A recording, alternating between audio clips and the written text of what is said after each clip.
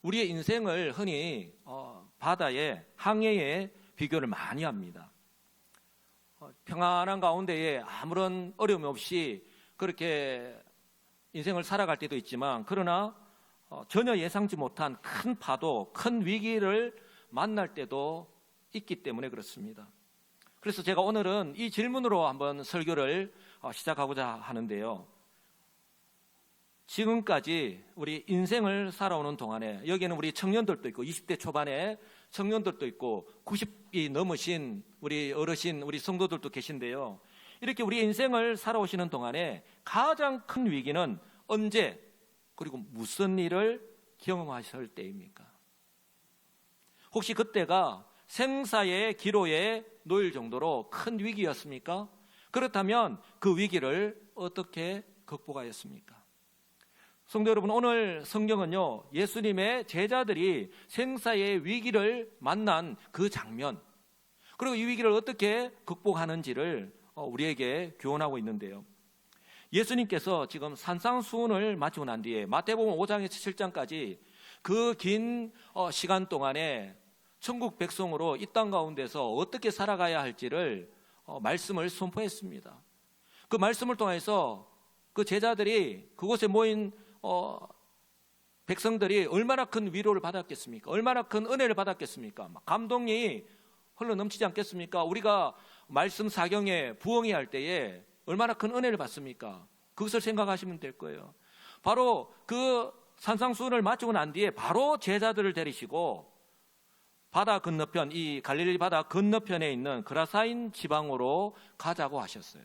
우리는 말씀을 통해서 예수님이 왜 제자들을 이끌고 그라사인 지방으로 가자고 하셨는지 너무나도 잘 압니다.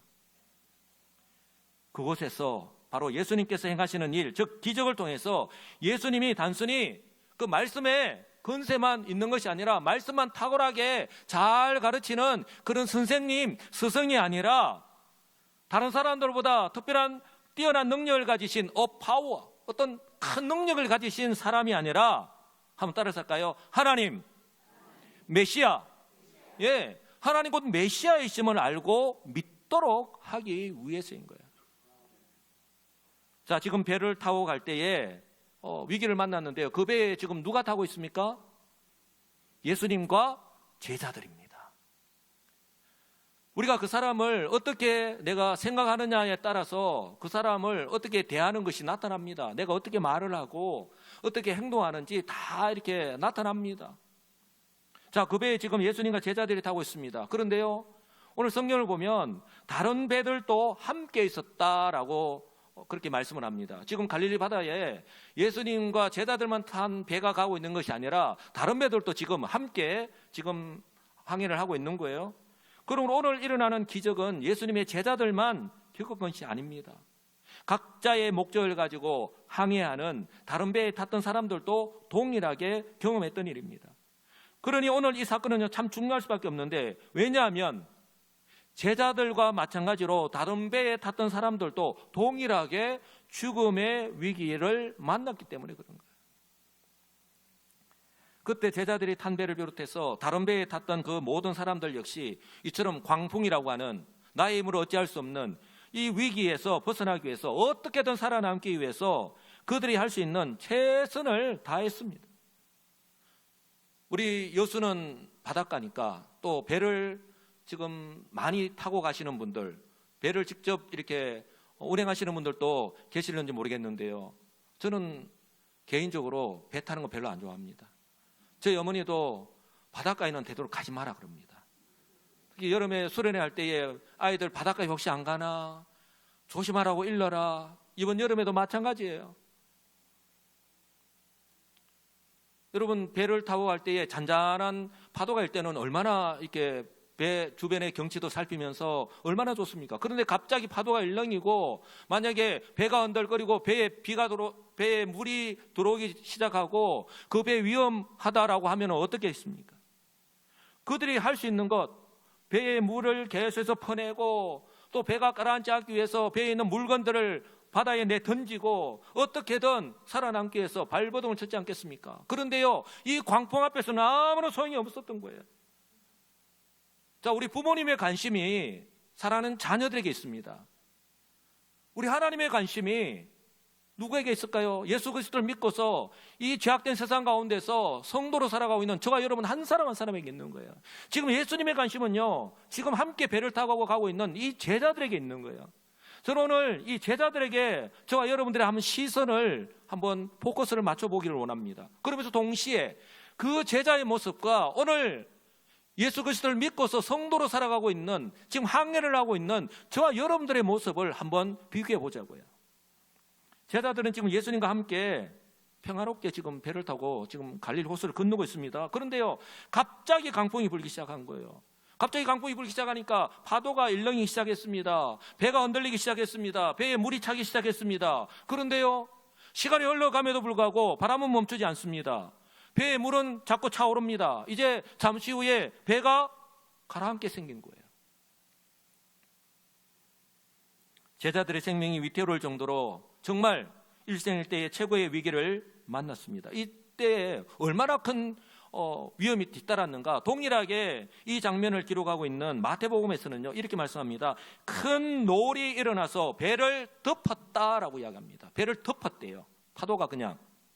자, 누가복음에서는요, 광풍이 호수로 내리쳐서 배에 물이 가득하게 되어서 어떻게 됐다고요? 위태로워졌다라고 말씀합니다. 생사를 알 수 없는 지경까지 이른 거예요. 여러분 혹시 그 이스라엘 가보신 분들이 계신지 모르겠어요. 저는 아직까지 가보지 못했는데요. 나중에 기회가 되면 꼭 이 사복음서의 주 무대인 이 이스라엘을 꼭 가서 직접 두 눈으로 경험하고 생생하게 복음서를 전할 때 여러분들에게 좀 전하고 싶습니다. 자, 이 갈릴리 호수는요, 돌풍이 일 수밖에 없는 구조예요.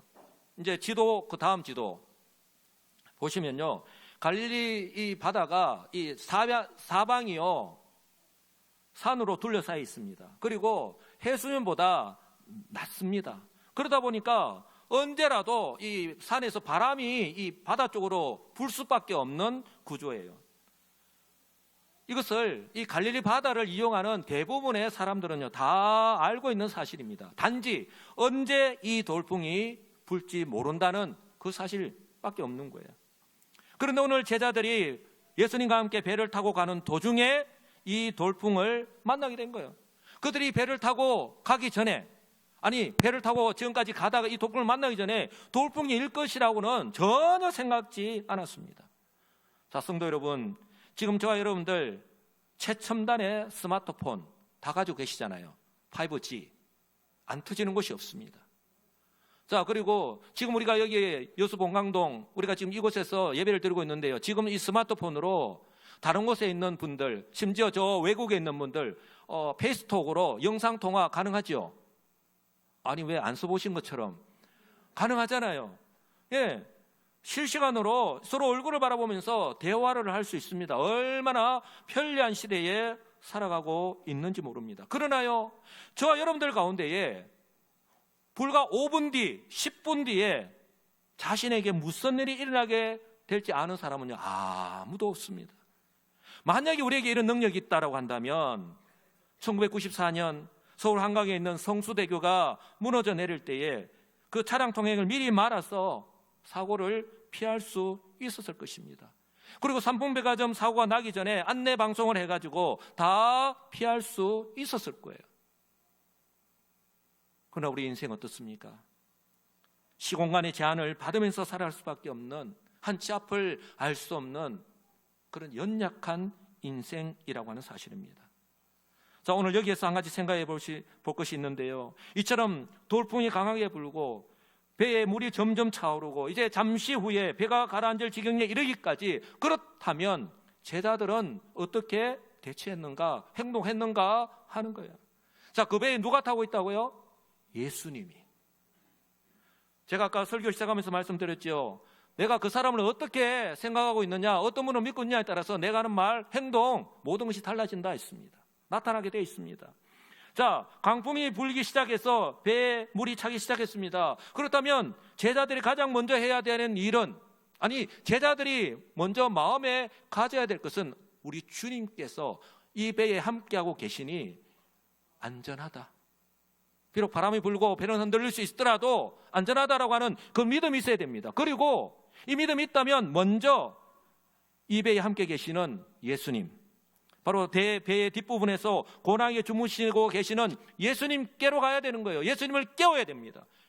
이렇게 지금 바람이 강하게 붑니다. 지금 이때롭습니다. 주님 어떻게 해야 할까요? 주님께 여쭤야 하는 거예요. 그런데 갑자기 이런 일을 만나자 그 배에 지금 예수님이 계신다고 하는 사실조차 지금 이 제자들은요 잊어버린 거예요.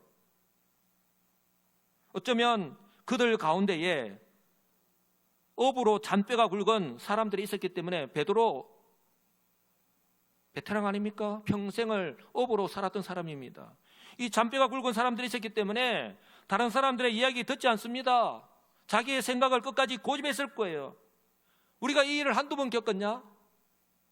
내 주무대가 이 갈릴리 바다인데 이 배를 여기에서 내가 배를 타고 이쪽에서 저쪽으로 내가 이런 일을 한두 번 겪은 줄 아느냐? 무슨 이런 일로 지금 고온히 주무시는 예수님까지 깨울 필요가 있겠느냐? 얼마든지 우리가 지금까지 쌓아온 경험들, 그런 지식들을 바탕으로 충분히 해결할 수 있다라고 그렇게 생각하고 그들이 할 수 있는 그런 수단과 방법을 있는 대로 다 동원해서 해보았을 거예요. 그러나 어떻습니까? 시간이 흐를수록 강풍은 멈추지 않았고 속수무책이었습니다. 이제 배의 상태까지 더 심각하게 되어서 그들의 목숨마저 위태롭게 되었습니다. 그러자 이제 어쩔 수 없이 주무시고 계시는 예수님께로 가서 예수님을 깨웠습니다. 사랑하는 성도 여러분, 만약에 저와 여러분들이 오늘 제자들처럼 그때 그 장소에 있었고 이런 위기를 만났다면 어떻게 했을 것 같습니까? 만약이라고 말씀을 드렸습니다. 나는 제자들처럼 하지 않았을 것이다.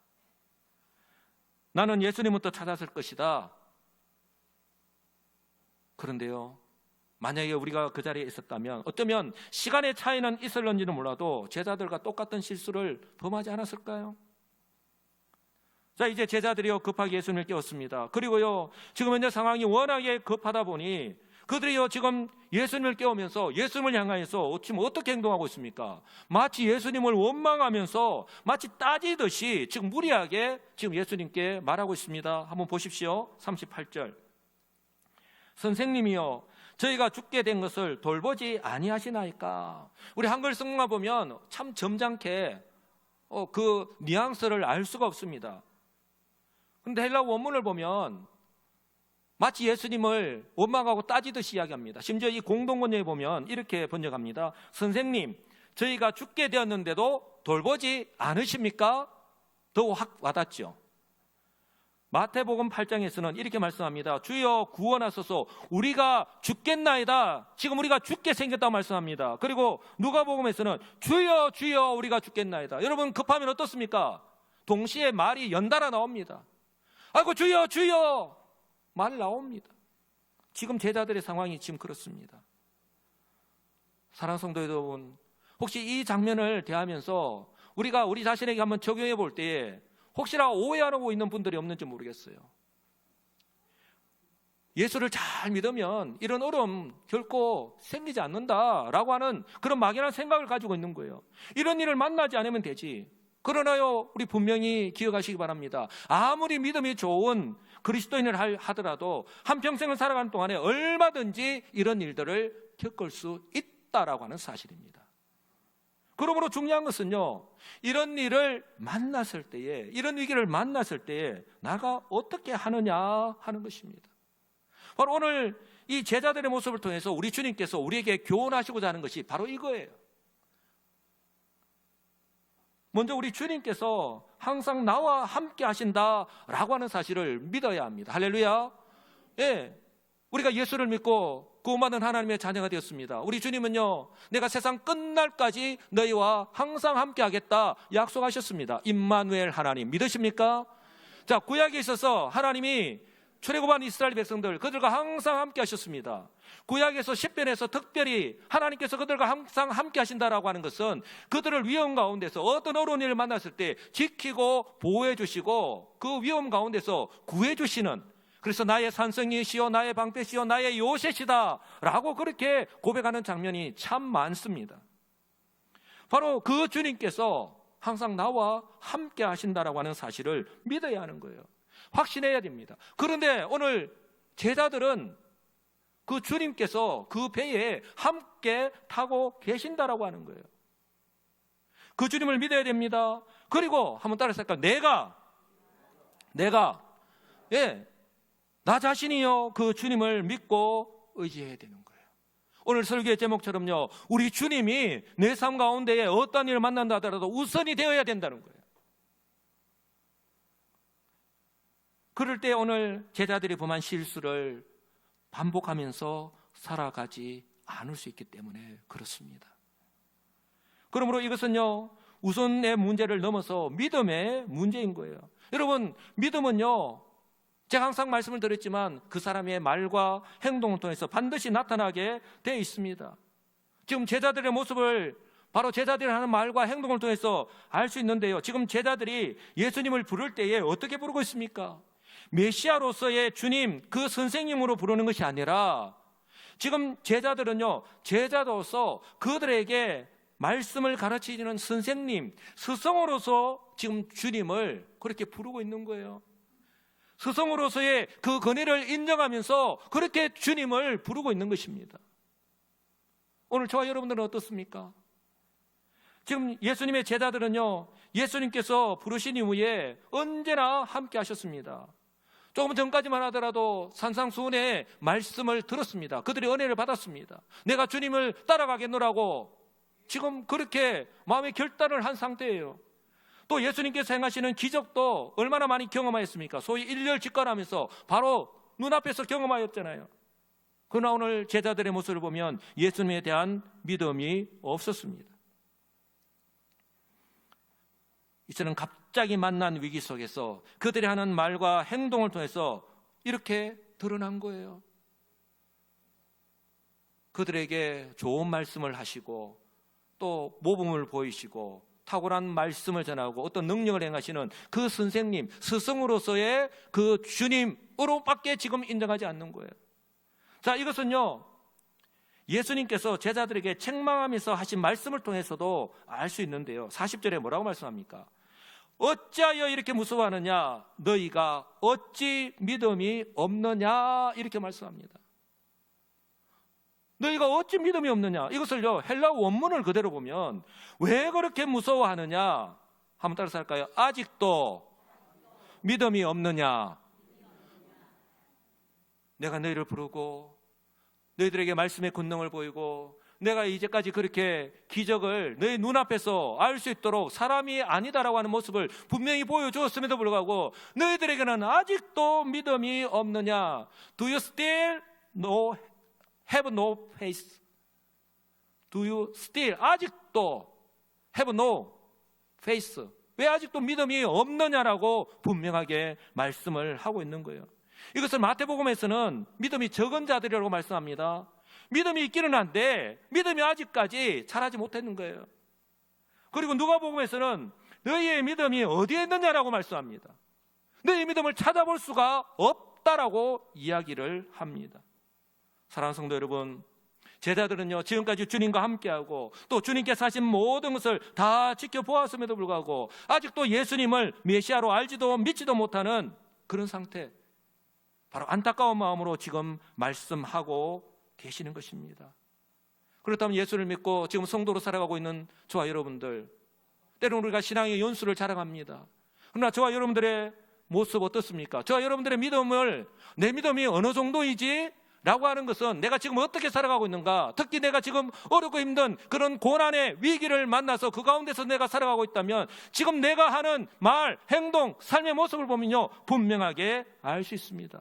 그리고 그 주님을 내가 어떤 분으로 믿느냐라고 하는 것은 주님에 대해서 내가 어떤 모습으로 내가 나아가느냐 하는 것을 보면 정확하게 알 수 있습니다. 하나님의 관심은요, 지금 현재 저와 여러분입니다. 하나님의 관심은 지금 저와 여러분들입니다. 하나님은 지금요, 눈을 열어서 하나님의 시선이 지금 예배하고 있는 저와 여러분들을 향해 있습니다.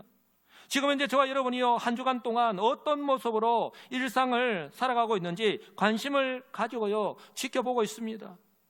지금 제자들 예수님이 불렀습니다. 예수님과 늘 함께 합니다. 다른 사람들을 볼 때에 예수님과 늘 함께 하시니까, 야, 예수님의 제자들 대단해, 정말 믿음이 얼마나 뛰어날까, 와, 부럽다, 이랬을 거예요. 그런데 오늘 이 배를 타고 가다가 딱 위기를 만났을 때 그들의 실상이 그대로 드러났습니다. 저와 여러분, 지금도 우리가 주일 예배를 드리고 있습니다. 새벽마다 또 우리가 기도하기도 합니다. 말씀을 읽기도 합니다. 그런데 사람들을 볼 때 저렇게 믿음이 있는 것 같은데, 그런데 정작 일주일 동안에 우리가 삶 가운데 살아가는 우리의 삶을 보면 전혀 믿음이 없는 그 사람들과 동일한 모습으로 살아가고 있지는 않느냐 하는 거예요.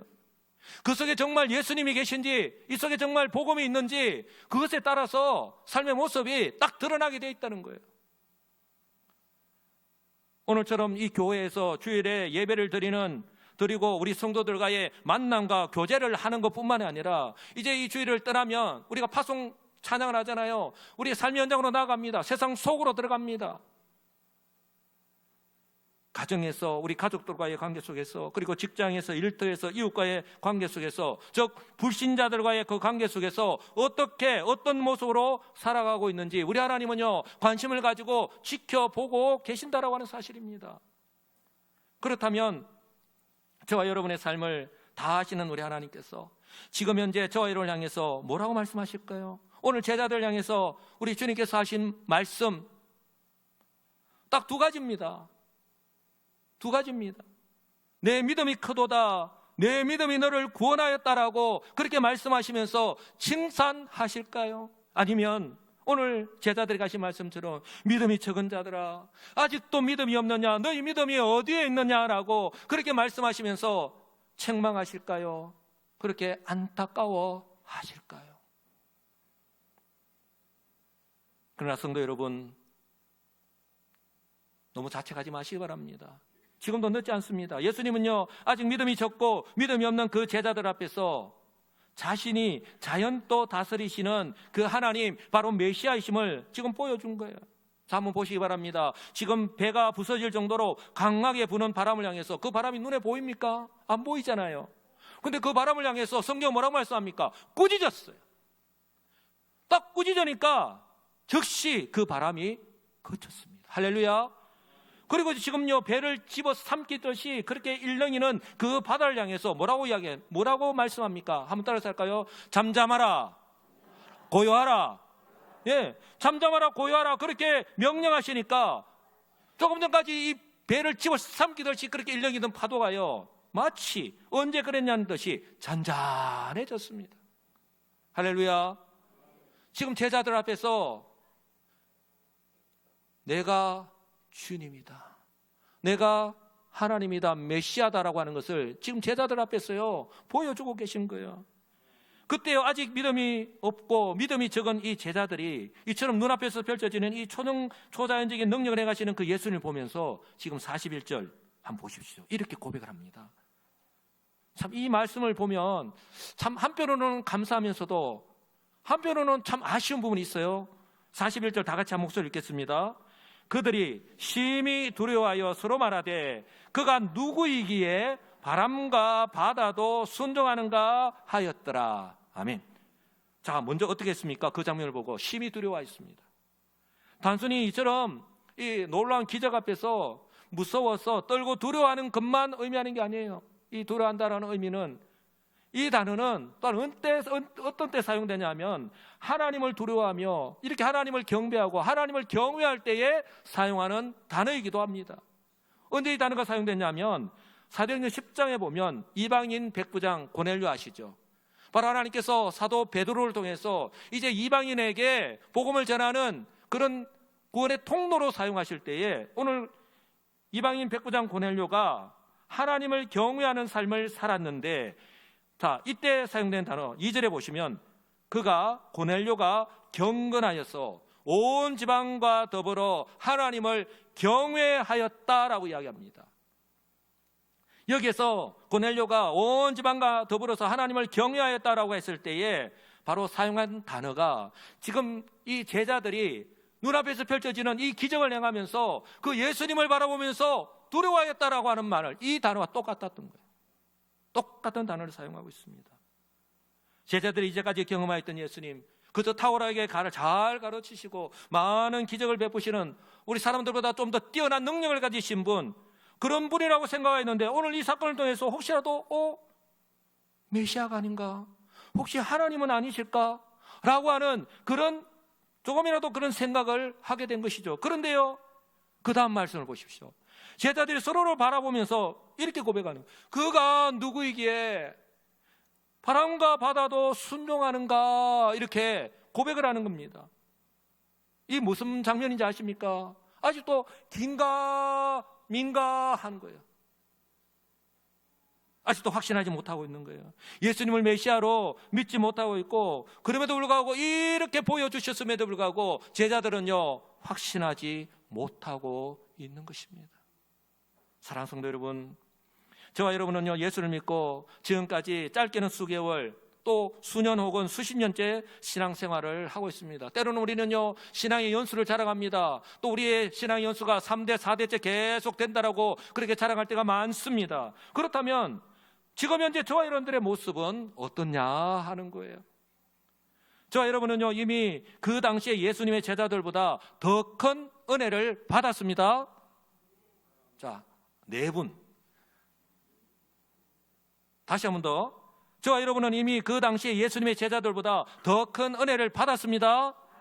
예, 믿으시기 바랍니다. 왜냐하면 예수님의 제자들은요, 예수님부터 직접 부르심을 받았습니다. 얼마나 큰 은혜인지 모릅니다. 선포하시는 그 말씀의 능력, 기적을요, 바로 눈앞에서 직접 경험하였습니다. 그러나 그럼에도 불구하고 성경이 계속해서 말씀하고 있듯이 예수님이 메시아이심을 확신하지 못하고 있습니다.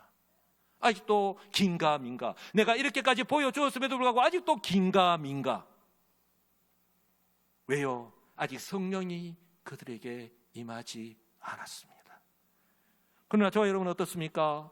전적인 하나님의 은혜로 예수님이 그리스도이심을 믿습니다. 성경 분명히 말씀합니다. 너희는 그 은혜를 인하여 믿음으로 말미암아 구원을 받았으니 이것이 너희에게서 난 것이 아니요 하나님의 선물이라. 하나님께서 선물로 우리에게 주신 성령, 그 성령으로 말미암아 누구든지 성령으로 말미암지 않고서는 예수를 주라 시인할 수 없다 했습니다. 그 성령으로 말미암아 저와 여러분들이 예수를 주라고 믿고 고백했기 때문에 구원을 받았고, 지금 이 시간에 이 자리에 나와서 하나님을 예배하고 있는 줄 분명히 믿습니다.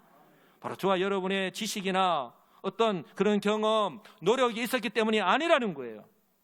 그래서 성경은요, 하나님의 은혜다 라고 그렇게 말씀하는 겁니다. 로마서의 표현대로 제가 말씀을 드리면 바로 예수님이 그리스도이심을 먼저 마음으로 믿고 그리고 입술로 시인하여서 그렇게 구원받은 하나님의 자녀가 된 거예요. 그러니 조금 더 의심하지 마시기 바랍니다. 그러므로요, 어떤 은혜와 복이 주어졌느냐? 메시아, 즉 그리스도, 구원자, 메시아, 그리스도, 구원자 다 같은 말입니다. 이 구원자 되시는 예수님이 이제 이 세상에 오심으로 시작된 하나님의 나라가 바로 저와 여러분들에게도 임한 줄 믿으시기 바랍니다.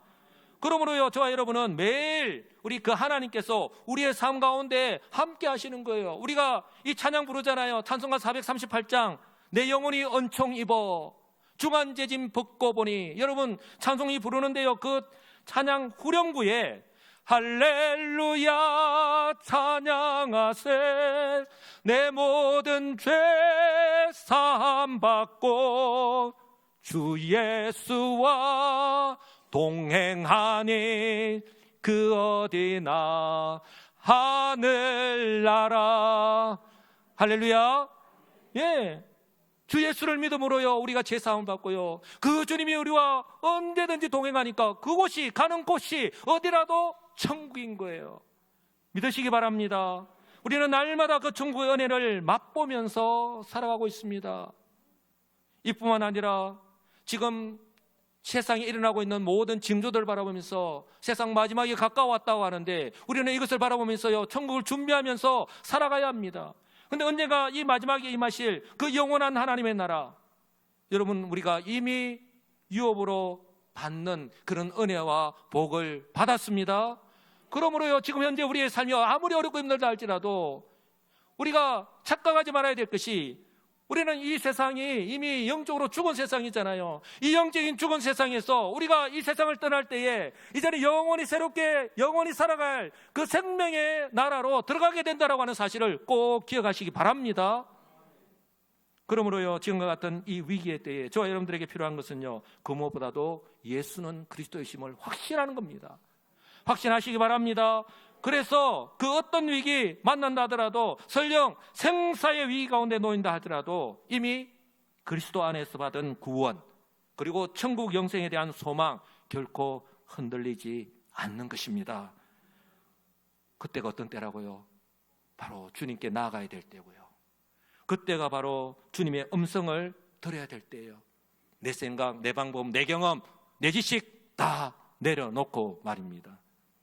그러므로 혹시라도 우리 성도들 가운데 지금 현재 정말 견디기 힘든 고통 속에서 하루하루를 살아가고 있다 하더라도 결코 흔들리지 마시기 바랍니다.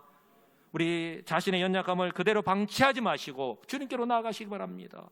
그리고 나의 형편을 다하시는 그 주님께 오직 믿음으로 간절하게 한번 내려놓고, 내 이렇게 죽게 됐습니다, 내 이렇게 아픕니다, 내 이렇게 어렵고 힘듭니다, 주님 앞에 있는 모습 그대로 다 아뢰시기 바랍니다. 그럴 때 긍휼에 풍성하신 우리 주님, 우리를 그냥 내버려 두시지 않으시고 우리가 기도하는 그 이상으로, 우리가 기대하는 것 그 이상으로 응답해 주실 줄 믿습니다.